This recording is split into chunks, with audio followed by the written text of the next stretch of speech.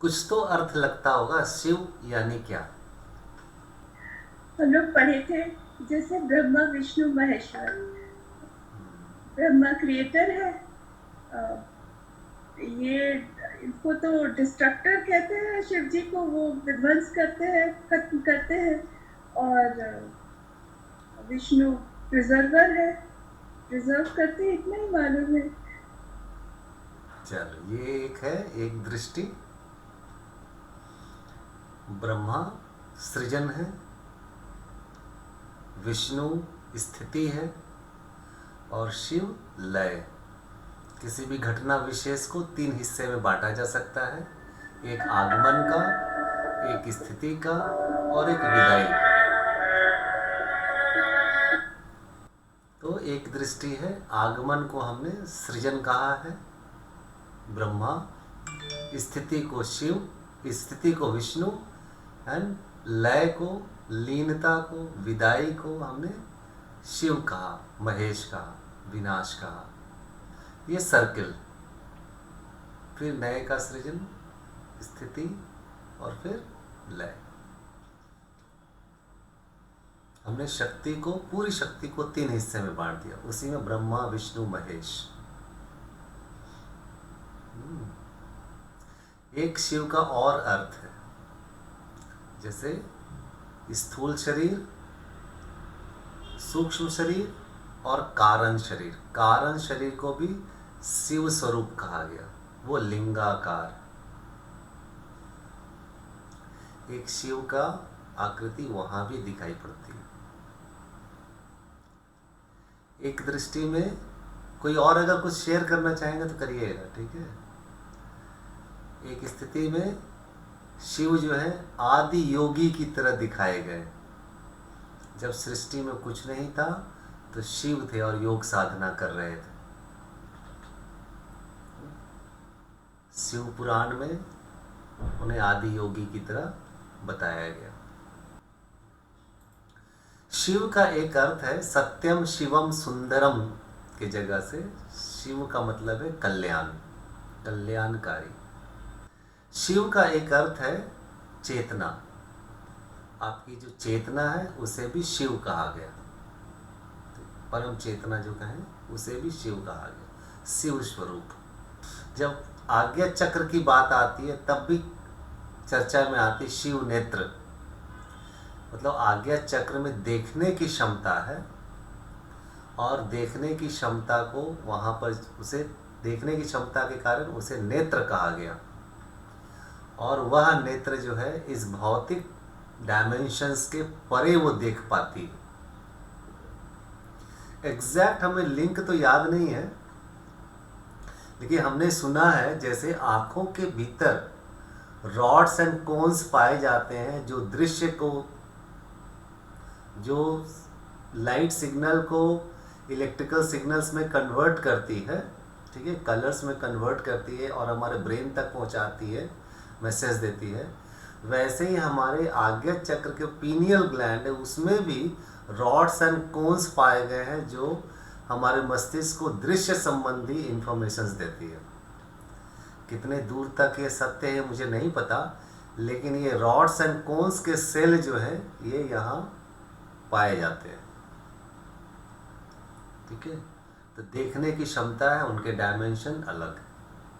क्या पता शायद इन्हीं वजहों से हम स्वप्न वगैरह देखते हों, या इस भौतिक जगत के पार हम देखते हों। आने वाले समय में चीज़ें और साफ हो जाएगी। तो शिव नेत्र का संबंध देखने से, अतः एक दिव्य गुण इसका है, दिव्य दृष्टि। ओशो शिव सूत्र में शिव का संबंध परम चेतना के साथ लेते हैं। चेतना को ही शिव कहा गया है उस सूत्र के अनुसार। तंत्र में शिव को परम पुरुष कहा गया। परम पुरुष, पुरुष का मतलब आत्मा, परम पुरुष का मतलब परमात्मा। तो जिस भी दृष्टि से अगर हम देखें, अध्यात्म की साधना जब भी हम करते हैं तो पदार्थ से अपदार्थ की यात्रा, ये भौतिक जगत, ये फिजिक्स की जो दुनिया है, ये भौतिक जगत जो है पदार्थ की दुनिया है, पदार्थ के नियमों के आधार पर ही चलती है। एक दूसरा पक्ष है जो अपदार्थ है, जो पदार्थ नहीं है, उसे आप कॉन्शियसनेस कह सकते हैं। अगर दो हिस्से में चीज़ों को बांटेंगे तो क्या है, जीव व जीवन को लेकर के, तो पदार्थ है और कॉन्शियसनेस है, ये दोनों के मेल से ये जीवन बना। तो ये पदार्थ प्रकृति के नियम के अधीन है और कॉन्शियसनेस चेतना के नियम के अधीन, उसे चेतना नाम दिया, वो उसके अलग नियम। इन दोनों से ही यह जीवन चल रहा है। ठीक है, दो हिस्से में बांट कर, एक प्रकृति है और एक पुरुष है ना। कहने का ढंग, शब्द अलग अलग है। सोचो फिजिक्स उस वक्त डेवलप नहीं किया था, या आज का जो फिजिक्स या इसकी शब्दावली अस्तित्व में नहीं थी, ये पुरानी शब्दावली है जीवन को समझने के लिए, संसार को समझने के लिए। एक पदार्थ है, एक अपदार्थ है, एक प्रकृति है और एक पुरुष है। अब समझने के लिए स्त्री और पुरुष की बात हो रही है ना। इससे ही संसार चल रहा है, इससे ही जीवन चल रहा है। जीवन यानी पुरुष और स्त्री एक साथ। इसी का सिंबॉलिक रूप में जो है आप शिवलिंग में देख सकते हैं, वहां स्त्री जीवन केंद्र और पुरुष जीवन केंद्र एक साथ। ये पूरी सृष्टि इसी तरह से चल रही है। यह शरीर स्त्री भी है और पुरुष भी है। इसकी व्याख्या आप कैसे करते हैं ये आप पर निर्भर करता है, लेकिन कहने का उद्देश्य सिर्फ इतना है कि यह स्त्री भी है, पुरुष भी है। अगर स्त्री पुरुष शब्द को लेते हैं तो हम कहेंगे माता के अणु से भी हम बने हैं, पिता के अणु से भी बने हैं। अगर एक दूसरे एंगल से देखते हैं तो यह प्रकृति भी है और यह पुरुष चेतना भी है।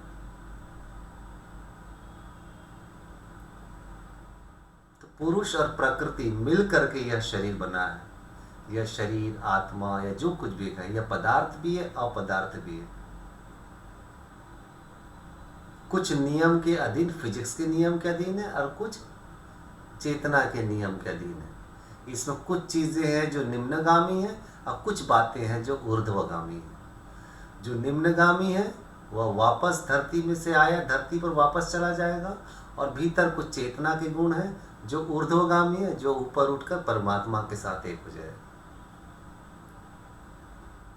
अभी हम इस देह में हैं तो हम दोनों के साथ आदात्म बना करके रखें। जितने भी हमारे निगेटिव इमोशंस हैं वो हमें निम्नगामी बनाते हैं। कौन कौन से बनाते हैं? आलस्य, लोभ, भय, घृणा, ये सब तत्व जो है क्या, जिसको आप कह सकते, जो भावनाएं आपको नीचे की ओर गिराती है, वो आपको शरीर के साथ जोड़ती है, शरीर पर ही आपको फोकस करके रखती है, प्रकृति के साथ आपको जोड़ के रखती है। इसी में कुछ गुण ऐसे हैं जो आपको विस्तार देती है और ऊर्ध्वमुखी बनाती है।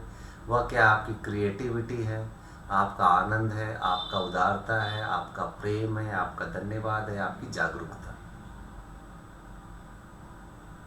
ये आपको ऊर्ध्वगामी बनाती है। ये चेतना को ऊर्ध्वगामी बनाती है, परम तत्व के साथ एक लेकर के चली जाती है।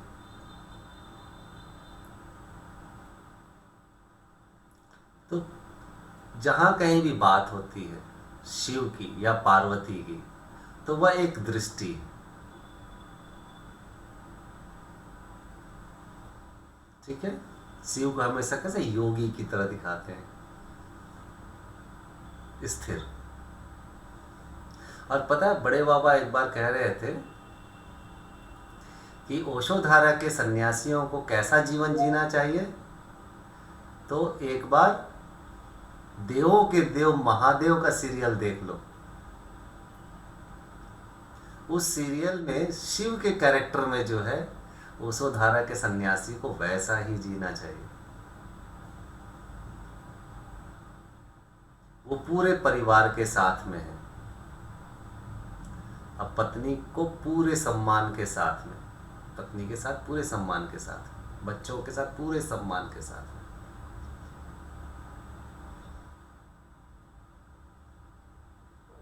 कोई भी निर्णय भी देते हैं तो सबके साथ मशवरा करने के बाद भी कोई निर्णय देते। हमने उस सीरियल को देखा, बहुत अच्छा लगा। आप लोगों को भी कभी मौका लगे तो देखना, देवों के देव महादेव। शिवलोक की अगर बात करते हैं तो क्या बात है, वो परमात्मा का लोक, आपकी चेतना के परम शिखर का लोक, वह सहस्रार का लोक।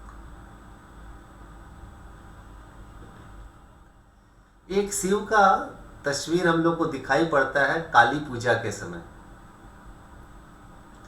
जहां काली राक्षसों का नाश करती रहती है और फिर अंततः सारे राक्षस का नाश करने के बाद शिव के सीने पर उनका पैर रखा जाता है और देखती करे यह तो मुझसे गलती हुई, और उसकी जीवा बाहर निकल जाती है और फिर वो ठहर जाती है।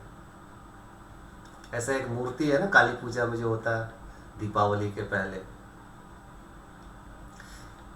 कई अर्थ होंगे उसके, लेकिन एक उसका अर्थ है कि महाकाली आदि शक्ति जो आपकी कुंडलिनी है वह सुप्त है, और आपका जीवन जो है बहुत सारे नकारात्मक विचारों भावनाओं के उथल पुथल में एकदम पूरा शरीर मन करप्ट हो गया है। उसे दूर करने के लिए आदि शक्ति को जगाना है, अर्थात आपकी कुंडलिनी शक्ति को जगाना है। तो योग से, ध्यान से, तंत्र से, पूजा पाठ से, जिनकी भी विधियों से उस शक्ति को जगाया गया, आवाहन किया गया, और कुंडलिनी शक्ति जागती है, और जाग करके फिर वो ऊपर की ओर ईड़ा पिंगला सुषुम्ना से होते हुए, प्रभाव से होते हुए आपके आगे के चक्रों का भेदन करते हुए आगे बढ़ती है।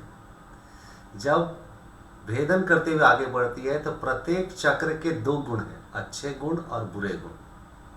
अभी बुरा गुण जो है हावी है आपके व्यक्तित्व में, तो बुरा गुण को असुर कहा गया। तो वो काली क्या करती है, कुंडलिनी शक्ति क्या करती है, आपके अलग अलग चक्रों पर जाती है और उसके नकारात्मक गुणों का नाश करते हुए आगे बढ़ती है ना। प्रत्येक चक्र के अपने हम लोग पढ़े ना, प्रत्येक चक्र का पॉजिटिव गुण एंड निगेटिव गुण।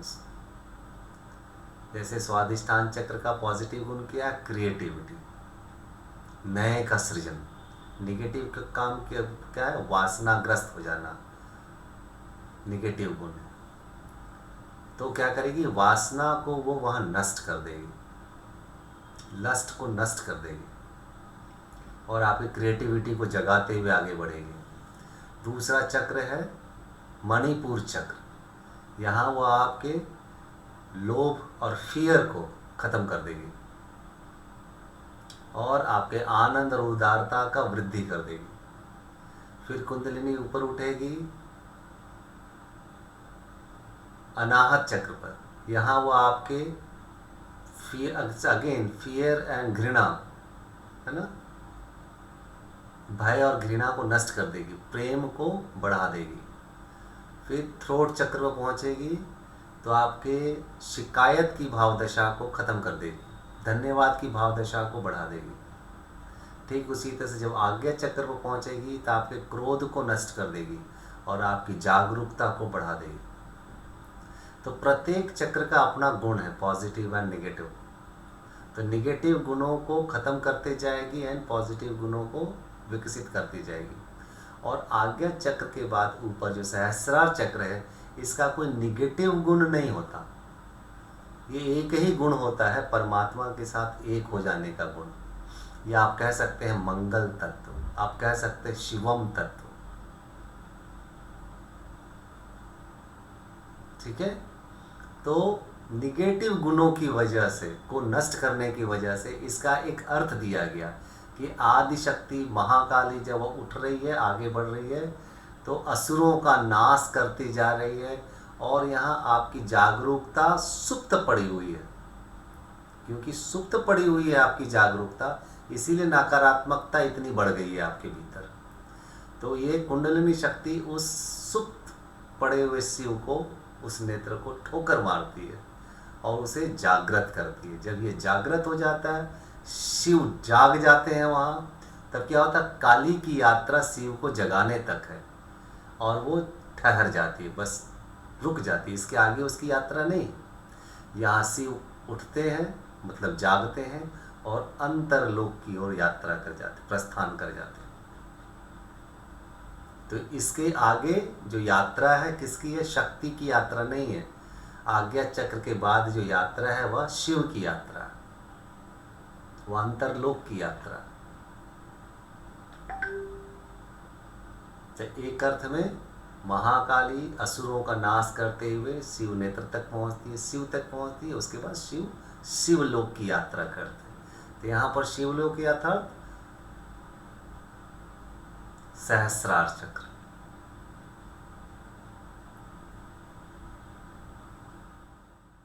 या कहें चेतना का आकाश। आज्ञा चक्र तक हमारी चेतना दो हिस्से में चलती है। आज्ञा चक्र के ऊपर एक, रेकी में भी हमने जाना कि इस चक्र से जो एनर्जी आती है वह रेकी है। हमारे सोचने विचारने का जो भी फ्रीक्वेंसी है वो आज्ञा चक्र तक ही है ना, यही है।